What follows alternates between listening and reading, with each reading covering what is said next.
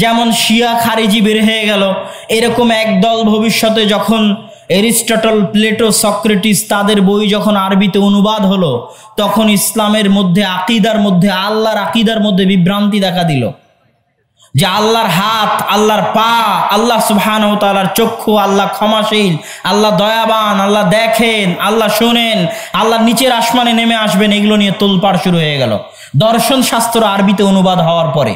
এবং তখন আবার নতুন নতুন ফিরকার জন্ম নিল। কেউ হয়ে গেল মুশাব্বিহা, মুজাসসিমা, যে আল্লাহ মানে মানুষের মতো, নাউজুবিল্লাহ। এরা হচ্ছে মুশাব্বিহা, মুজাসসিমা। একদল হয়ে গেল যে না, আল্লাহর জন্য কোনো সিফাতই সাবেত করা যাবে না, শুধু আল্লাহ, আল্লাহ ক্ষমা করেন, দয়া করেন, দেখেন, শুনেন, কিছু বলা যাবে না। এগুলো বললেই কিছু না কিছু সাবেত করা লাজেম আসবে, যেটা আল্লাহর দেহ বা এই জাতীয় কিছু আসবে, নাউজুবিল্লাহ।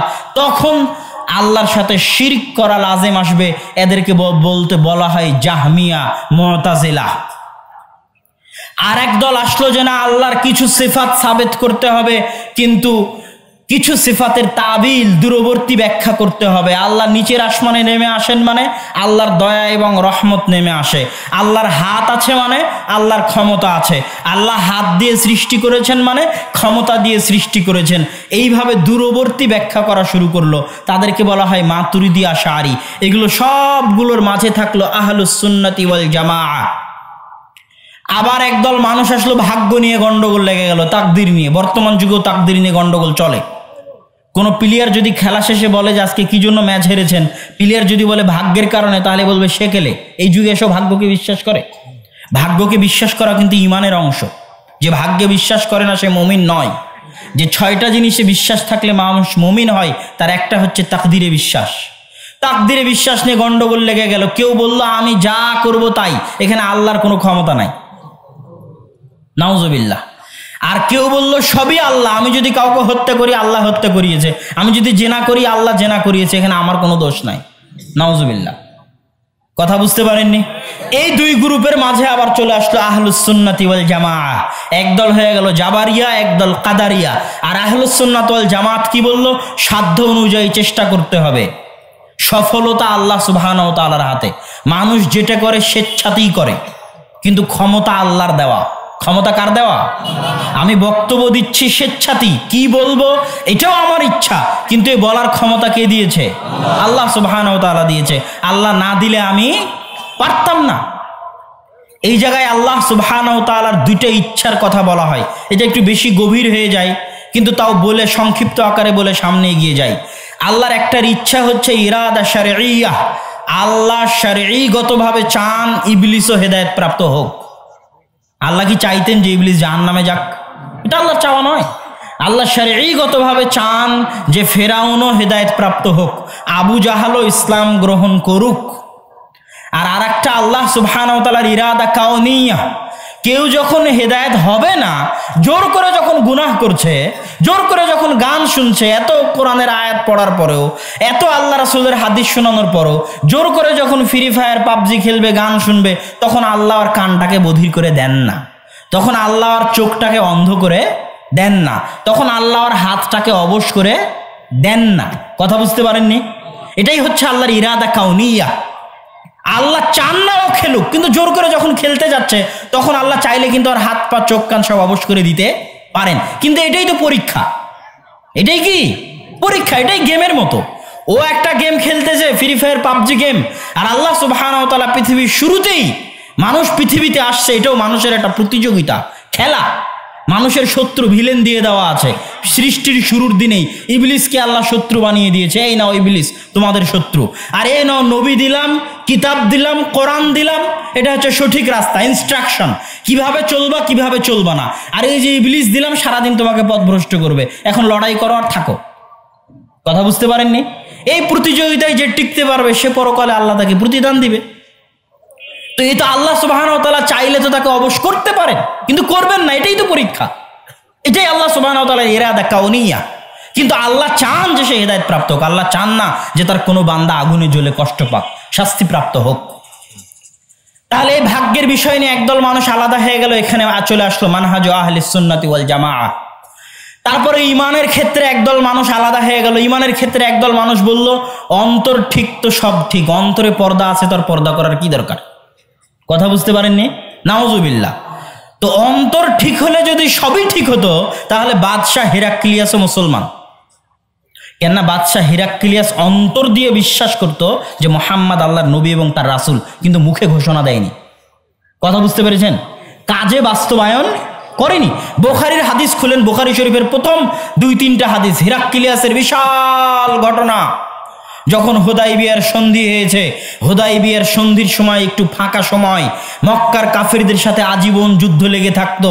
এখন চুক্তির কারণে যুদ্ধ নাই, তো মক্কার কাফের গেছে ব্যবসা করতে সিরিয়াতে, আর আল্লাহ রাসূল এই সময়কে কাজে লাগিয়েছেন দাওয়াতি কাজে। চিঠি লিখছেন বড় বড় বাদশার কাছে।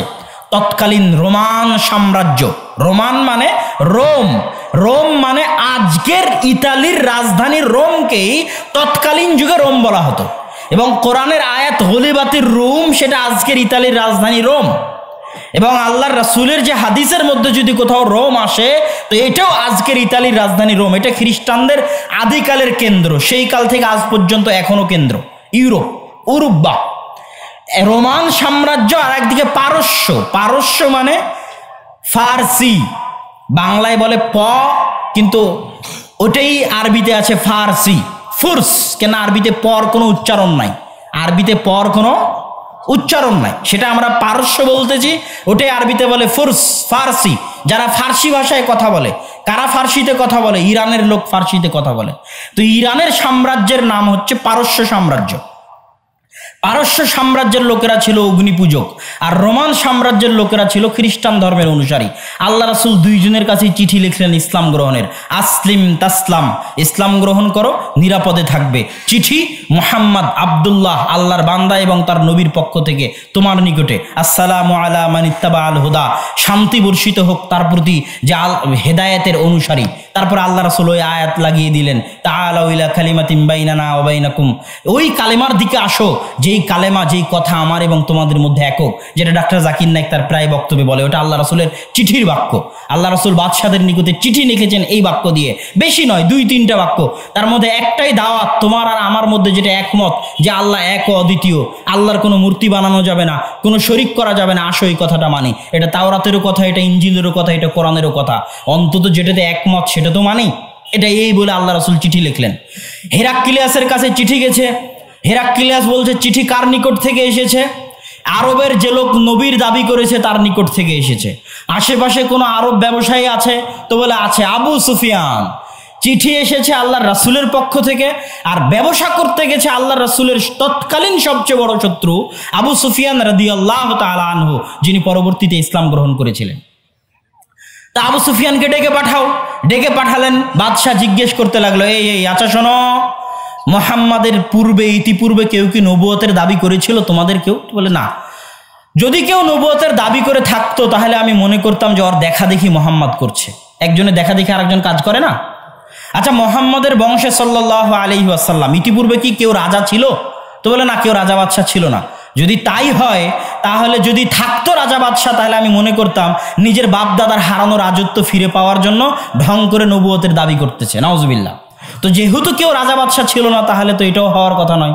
এইভাবে একের পর এক বাদশাহ হেরাক্লিয়াস আবু সুফিয়ানকে জিজ্ঞেস করছে, আচ্ছা, নবুয়তের পূর্বে কি কোনোদিন মিথ্যা কথা বলেছে মুহাম্মদ সাল্লাল্লাহু আলাইহি ওয়াসাল্লাম? তো বলে না।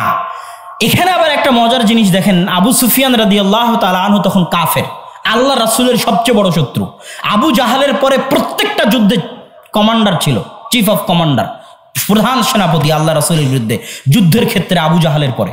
শত্রুর বিষয়ে জিজ্ঞেস করা হচ্ছে, কিন্তু একটা মিথ্যা কথা আবু সুফিয়ান রাদিয়াল্লাহু তাআলা আনহু বলেননি। শত্রু হওয়ার পরও তৎকালীন আরব কাফেরের নিকটে মিথ্যা এত জঘন্য, এত ভয়াবহ, এত ভয়ঙ্কর, এত ন্যাক্কার অপরাধ ছিল যে শত্রুর ক্ষেত্রেও তারা মিথ্যা বলতো না।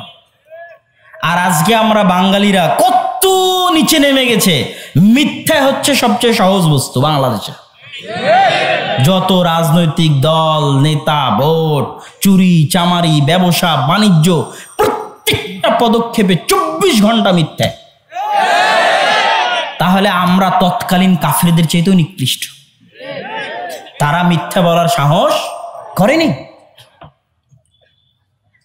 হিরাক্লিয়াস জিজ্ঞেস করছে আবু সুফিয়ানকে, কথা জিজ্ঞেস করতে করতে করতে করতে যখন সব কথা জিজ্ঞেস করা হয়ে গেল, আমি আসল কথায় চলে আসতেছি, যেটা বলার জন্য এটা বলা। তখন হিরাক্লিয়াস বলছে, শোনো, তুমি যা যা বললে তা যদি সত্য হয়, জেনে রাখো, তুমি যা যা বললে তা যদি সত্য হয়, তাহলে জেনে রাখো তিনি সত্য নবী। আর আমার পায়ের নিচে যে মাটি আছে, এই মাটির উপরও একদিন তিনি ক্ষমতা বসাবেন, এই মাটিও তার অধীনে চলে যাবে। তার বলার বেশি দিন লাগেনি, সাহাবীরা রোমান সাম্রাজ্য এবং পারস্য সাম্রাজ্যের পতন ঘটিয়ে ছেড়েছে। তো এই হাদিস বলার উদ্দেশ্য কি? হিরাক্লিয়াস কিন্তু বলেনি যে আশহাদু আল্লা ইলাহা ইল্লাল্লাহ ওয়া আশহাদু আন্না মুহাম্মাদান আবদুহু ওয়া রাসূলুহু, আমি সাক্ষ্য দিচ্ছি আল্লাহ ব্যতীত কোনো মাবুদ নেই, মুহাম্মদ আল্লাহর রাসূল ও তার বান্দা, চলো এবার সালাত আদায় করি, চলো সিয়াম পালন করি। কথা বুঝতে পারেননি? হিরাক্লিয়াস অন্তর দিয়ে 100তে 100 জানতো যে মুহাম্মদ আল্লাহর নবী। তাহলে কি সে মুসলমান? তাহলে শুধু অন্তরে থাকলেই হবে না কাজে বাস্তবায়ন লাগবে? সবাই একমত যে হিরাক্লিয়াস কাফের। হিরাক্লিয়াস ঈমান আনয়ন করেনি, প্রকাশ্যে ঘোষণা দেয়নি, রাজত্ব হারানোর ভয়ে চেষ্টা করেছিল ঘোষণা দেওয়ার, যখন দেখলো যে রাজত্ব হারিয়ে যাবে, মানুষ মেরে ফেলে দিবে, তখন আর ঘোষণা দেয়নি, ওভাবেই মারা গেছে। আবু তালেব কি জানতো না চাচা হওয়ার পরে যে আল্লাহ রাসূল সবচেয়ে বেশি কে চিনতো আল্লাহ রাসূলকে? তার চাচাই চিনতো। কিন্তু তিনি কি ঘোষণা দিয়েছিলেন আশহাদু আল্লা ইলাহা ইল্লাল্লাহ রাসূলুল্লাহ? দেননি, কিন্তু অন্তর দিয়ে কিন্তু অবশ্যই জানতেন যে আমার ভাতিজা নবী। কথা বুঝতে পেরেছেন? আচ্ছা, ইবলিস কি জানতো না যে আদম আলাইহিস সালাতু ওয়াস সালামকে সিজদা করাই উচিত? কেন? এটা আল্লাহর নির্দেশ।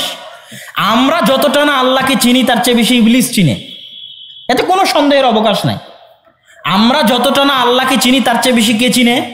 ইবলিস চিনে। ইবলিস মুখে স্বীকৃতি, কাজে বাস্তবায়ন দিল না, কিন্তু অন্তরে ঠিকই জানে যে এটাই করতে হবে, এটাই সত্য, আমাদের চাইতে বেশি জানে। এরকম সময় মানুষ হক জানার পরও কেন আসতে পারে না জানেন? হক জানার পরও কেন মানতে পারে না জানেন? ইগো। মানুষের কি থাকে? ইগো থাকে। যেমন আমি উদাহরণ দিয়ে বুঝাই, না হলে আপনার মনে খটকা থেকে যাবে। আপনি দেখছেন যে আপনার স্ত্রী পর পুরুষের সাথে পরকীয়া করতেছে, আপনি করলেন কি? ওকে জবাই করে দিলেন, জবাই করে দিয়ে লাশ থানায় নিয়ে গিয়ে বললেন যে আমি আমার স্ত্রীকে জবাই করেছি। তা আপনি কি জানেন না যে ওকে জবাই করলে আপনার ফাঁসি হবে? জানেন না? জানেন না? তারপরেও কি জন্য জবাই করলেন? আপনার ইগো হার্ট হয়েছে। আপনার ইগোতে কি হয়েছে? আঘাত পেয়েছে। ইগোতে আঘাত লাগলে ব্রেন নষ্ট হয়ে যায়। তখন মরা মানুষ ভালো মনে করে, তবুও যেটা করা উচিত সেটা করবে না, মরে যাবো তাও এটা করবে না। তো ইবলিস এত শান শওকত, ইবলিসের ইগোতে আঘাত লেগেছে। মাটির তৈরি একজন আদম আলাইহিস সালাতু ওয়াস সালাম, আমি আগুনের তৈরি, এতদিন থেকে আল্লাহর ইবাদত করি, এতদিন থেকে আছি, আর আজকে কয়দিন পর তাকে নতুন সৃষ্টি করলো আল্লাহ সুবহানাহু ওয়া তাআলা, নতুন তার জন্ম হলো, তাকে নাকি আমার সিজদা করা লাগবে? মরে যাবো তাও ভালো, জাহান্নামে আজীবন থাকবো তাও ভালো, সিজদা করতে পারবো না। বুঝতে পারেননি? এটা হলো ইগো। তাহলে মানুষ হক জানার পরেও মানতে পারে না কেন? ইগোর জন্য। হিরাক্লিয়াস জানার পরেও মানতে পারেনি কেন? ক্ষমতা হারানোর ভয়ে, ইগোর কারণে। তাহলে আমি বুঝাতে চাচ্ছিলাম মানহাজ আহলে সুন্নাতি ওয়াল জামাত আবার ইমানের কাছে এসে বিভক্ত হয়ে গেল। একদল মানুষ বলল অন্তর ঠিক তো সব ঠিক, এরা হচ্ছে মুরজিয়া। এরা কি? মুরজিয়া। আর একদল মানুষ বলল যে যার আমল নাই তার ইমানই নাই, যার আমল নাই তার কি নাই? ইমানই নাই, সে কাফের হয়ে গেছে। এদেরকে বলা হয় খারিজি। অমুক গান শুনতেছে, ওর ইমানই নাই, ওকে হত্যা করে দাও, ও কাফের হয়ে গেছে। অমুক জায়গায় যাত্রার মঞ্চ চলতেছে, ওর ইমানই নাই, ওখানে বম মেরে ধ্বংস করে দাও। অমুক বিচারক বিচারপতি কোরআন এবং হাদিস অনুযায়ী বিচার ফায়সালা করে না, আর ইমানই নাই, ওকে বম মেরে উড়িয়ে দাও কোর্টকে। কথা বুঝতে পেরেছেন? এই দুই দিকে দুই গ্রুপ চলে গেল, মাঝখানে মানহাজ আহলে সুন্নাতি ওয়াল জামাত, সাহাবীদের মানহাজ, সুন্নাতের মানহাজ। সেটা কি? শুধু মন্তরে থাকলে হবে না, মুখেও স্বীকৃতি দিতে হবে, কাজেও বাস্তবায়ন করতে হবে, আমলও থাকতে হবে। তবে আমল নাই মানে ইমান নাই এ কথা নয়, আমল নাই মানে ইমান কমে গেছে। ইমান কি হয়েছে? কমে গেছে। আর আমল আছে মানে ইমান বেড়েছে। এই জন্য মুরজিয়ারাও বিশ্বাস করে না যে ইমান বাড়ে বা কমে, এই জন্য খারিজিরাও বিশ্বাস করে না যে ইমান বাড়ে বা কমে। আহলুস সুন্নাত ওয়াল জামাত বিশ্বাস করে যে ইমান বাড়ে কমে আমলের প্রভাব, আমল বেশি ইমান আছে, সালাত ঠিকমতো আদায় করে, সিয়াম ঠিকমতো পালন করে, গুনাহ থেকে বেঁচে থাকে, তার মানে ইমান বেশি আছে। আমলের কমতি মানে ইমান কম আছে। এটা হলো মানহাজ আহলিস সুন্নাতি ওয়াল জামাআহ। এই যে এইভাবে যে মানহাজটা চলে আসতেছে, বাতিল ফিরকাগুলো আলাদা হয়ে যাচ্ছে। ওই যে শুরুতে শিয়া খারিজি আলাদা হয়ে গেল, মুতাজিলা জাহমিয়া মুশাব্বিহা মুজাসসিমা আলাদা হয়ে গেল, মাতুরিদি আশআরি আলাদা হয়ে গেল, তারপরে খারিজি মুরজিয়া আলাদা হয়ে গেল, জাবারিয়া কাদারিয়া আলাদা হয়ে গেল। এই যে মাঝখানের সিরাতে মুস্তাকিম মানহাজ আহলিস সুন্নাতি ওয়াল জামাআহ, সাহাবীদের মানহাজ, মা আনা আলাইহি ওয়া আসহাবি, আমি যার উপর আছি, সাহাবীরা যার উপর আছে, এটাই হক, এটার পিছনেই তোমরা ছোট। এবং এটা আমরা খুঁজে পাবো কোথায় থেকে? হক মানহাজ আহলিস সুন্নাত ওয়াল জামাত খুঁজে পাবো কোথায় থেকে? সালাফে সালেহিনের অনুসরণ, অতীতে চলে যাওয়া সৎ ব্যক্তিদের অনুসরণ। দলিল কোথায়? 5 ওয়াক্ত সালাতে আপনি পড়েন ইহদিনাস সিরাতাল মুস্তাকিম সিরাতাল্লাযীনা আন'আমতা আলাইহিম, হে আল্লাহ আপনি আমাকে সিরাতে মুস্তাকিম দেখান, মানহাজ আহলিস সুন্নাত ওয়াল জামাত দেখান, সঠিক সরল সোজা পথ দেখান। এটা কাদের পথ? এই পথ কাদের পথ? কেমনে চিনবা কোনটা সিরাতে মুস্তাকিম? কেমনে চিনবা কোনটা মানহাজ আহলিস সুন্নাতি ওয়াল জামাত? সিরাতাল্লাযীনা আন'আমতা আলাইহিম, তাদের পথ যাদের উপর আল্লাহর দয়া আছে। কথা বুঝতে পারলেন? আল্লাহ পথ চিনাচ্ছেন মানুষ দিয়ে। আগে চলে যাওয়া সৎ কর্মশীল বান্দাগণের যে পথ, ইব্রাহিম, মুসা, ঈসা, মুহাম্মদ, আবু বকর, ওমর, উসমান, আলী, পরবর্তীতে আরো যারা বড় বড় ইমাম, আবু হানিফা, শাফিঈ, আহমদ বিন হাম্বল, মালিক, বুখারী, মুসলিম, আল্লাযীনা আন'আমতা আলাইহিম, যাদের উপর আল্লাহ দয়া করেছেন, তাদের পথ সিরাতে মুস্তাকিম, তাদের পথ আহলুস সুন্নাত ওয়াল জামাতের পথ। এখানে আরেকটা কথা মাঝখানে আপনাকে বলে যায়, সেটা কি? এই আয়াত আরেকটা জিনিস প্রমাণ করে যে সিরাতে মুস্তাকিমে চলার ভাগ্য তারই হয় যার উপর আল্লাহর দয়া আছে। সিরাতাল্লাযীনা আন'আমতা আলাইহিম, সিরাতে মুস্তাকিমে চলার ভাগ্য তারই হয় যাকে আল্লাহ ভালোবাসেন।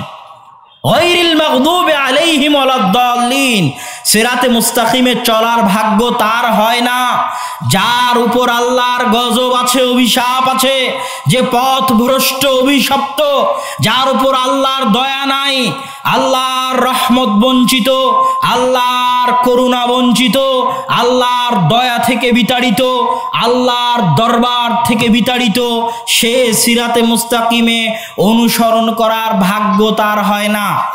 আল্লাহ আপনাকে ভালোবাসেন না, ভালোবাসেন না, এটা বুঝার উপায় আপনার টাকা পয়সা নয়, এটা বুঝার উপায় আপনার ক্ষমতা নয়, এটা বুঝার উপায় আপনার বাড়ি গাড়ি নয়, এটা বুঝার উপায় আপনার মান মর্যাদা নয়। আজকে আমার হাতে টাকা আছে, আপনারা সম্মান দিয়ে আমাকে ডেকে এনেছেন, তার মানে আল্লাহ আমাকে ভালোবাসে, এটা বুঝার উপায় নয়। একজন চেয়ারম্যান সাহেব, তাকে আল্লাহ চেয়ারম্যান করেছে, একজনকে আল্লাহ প্রধানমন্ত্রী করেছে, তার মানে আল্লাহ তাকে ভালোবাসেন, এটা বুঝার উপায় নয়। রাসূল সাল্লাল্লাহু আলাইহি ওয়াসাল্লাম বলছেন, ইন্নাল্লাহা ইউতিদ দুনিয়া লিমান ইউহিব্বু ওয়া মান লা ইউহিব, আল্লাহ দুনিয়া তাকেও দেন, দুনিয়ার ক্ষমতা, ঐশ্বর্য, টাকা পয়সা আল্লাহ তাকেও দেন যাকে আল্লাহ ভালোবাসেন। ওয়া মান লা ইউহিব, দুনিয়ার ক্ষমতা, টাকা পয়সা, ধন দৌলত, ঐশ্বর্য আল্লাহ তাকেও দেন যাকে তিনি ভালোবাসেন না। ফেরাউন এত বড় কাফের হওয়ার পরেও আল্লাহ তাকে ক্ষমতা দিয়েছেন, আল্লাহ তাকে পাওয়ার দিয়েছেন। কারুন এত বড় কাফের হওয়ার পরেও আল্লাহ তাকে টাকা পয়সা দিয়েছেন, অঢেল ধন দৌলত দিয়েছেন। আর দাউদ আর সুলাইমানকেও আল্লাহ টাকা পয়সা দিয়েছেন, ধন দৌলত দিয়েছেন। মানে টাকা পয়সা, ধন দৌলত, ক্ষমতা আল্লাহর দয়া বুঝার মাপকাঠি নয়। আল্লাহ তাকেই ভালোবাসেন। কেমনে বুঝবেন কাকে ভালোবাসেন? যাকে আল্লাহ তার আনুগত্য করার, তার দাসত্ব করার সুযোগ দেন। আজকে আপনি নিজে জিজ্ঞেস করেন, ফজরের সালাত আদায় করতে পেরেছেন কিনা? মনে মনে যদি আপনি ফজরের সালাত আদায় করতে পেরে থাকেন তাহলে আল্লাহ আপনাকে ভালোবাসেন। আর যদি আপনি ফজরের সালাত আদায় করতে না পেরে থাকেন, আপনি কোটি টাকার মালিক হলেও আপনি আল্লাহর রহমত থেকে বঞ্চিত, আল্লাহর দরবার থেকে বিতাড়িত, আল্লাহর করুণা বঞ্চিত। আল্লাহর শাস্তি এটা নয় যে আল্লাহ আপনার টাকা পয়সা ছিনিয়ে নিল। আল্লাহর শাস্তি এটা নয় যে আল্লাহ আপনার জমি জায়গা ছিনিয়ে নিল। আল্লাহর শাস্তি এটা নয় যে আল্লাহ আপনার ক্ষমতা ছিনিয়ে নিল। যদি এটাই আল্লাহর শাস্তি হতো তাহলে দেখেন, 1 মিনিট দেখেন, ইব্রাহিম আলাইহিস সালাতু ওয়াস সালাম হচ্ছেন আবুল আম্বিয়া, নবীগণের পিতা, মুসলিম জাতির পিতা। ইব্রাহিমের সন্তান হচ্ছে ইসহাক, ইসহাকের সন্তান হচ্ছে ইয়াকুব, ইয়াকুবের সন্তান হচ্ছে ইউসুফ। ইউসুফ আলাইহিস সালাতু ওয়াস সালাম নিজে নবী, তার পিতা নবী, তার দাদা নবী, তার পরদাদা নবী। আন নাবী ইবনুন নাবী ইবনুন নাবী ইবনুন নাবী, নবীর ছেলে নবীর ছেলে নবীর ছেলে নবী। এর চেয়ে সম্মানিত বংশ পৃথিবীতে আর নাই, আর হয় না। ইব্রাহিমকে আল্লাহ যে সম্মান দিয়েছেন, যত নবী কিয়ামত পর্যন্ত আসবে, ইব্রাহিমের পরে যত নবী এসেছে মুহাম্মদ সাল্লাল্লাহু আলাইহি ওয়াসাল্লাম পর্যন্ত সবাই কার বংশধর? ইব্রাহিম আলাইহিস সালাতু ওয়াস সালামের বংশধর।